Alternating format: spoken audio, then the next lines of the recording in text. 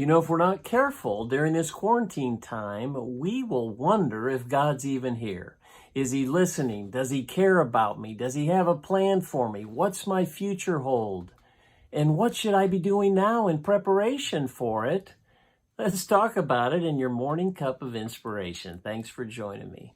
There's no better example to focus on in this kind of situation to me than David. If you'll remember, David was the shepherd boy.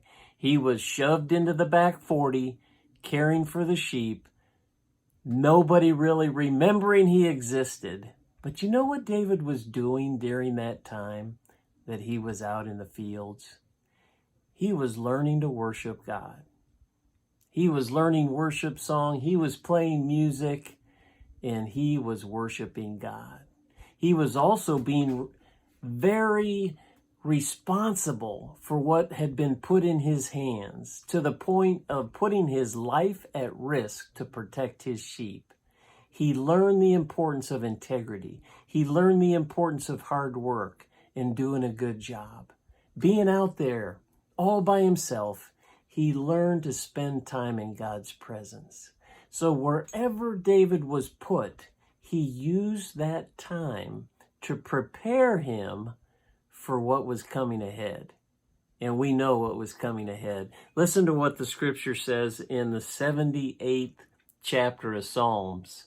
And it says right at the end of that chapter, it says, then, and God says, then God chose David, his servant. He handpicked him from his work in the sheep pens. You might be handpicked by God for something from your time in this quarantine. He says one day he was caring for the ewes and their lambs, and the next day God had him shepherding Jacob, his people Israel, his prized possession. He took him from shepherding to being a king. And then the chapter finishes with his good heart made him a good shepherd, and he guided the people wisely and well. The things he learned out in those fields, God used in his life to make him an incredible king of Israel. So don't get discouraged, but use this time wisely. Focus, prioritize on what you need to spend your time on. Seeking God, worshiping God, being responsible for what he puts in your hands, and then let's watch what he does with our lives as we move forward. I pray that helps you.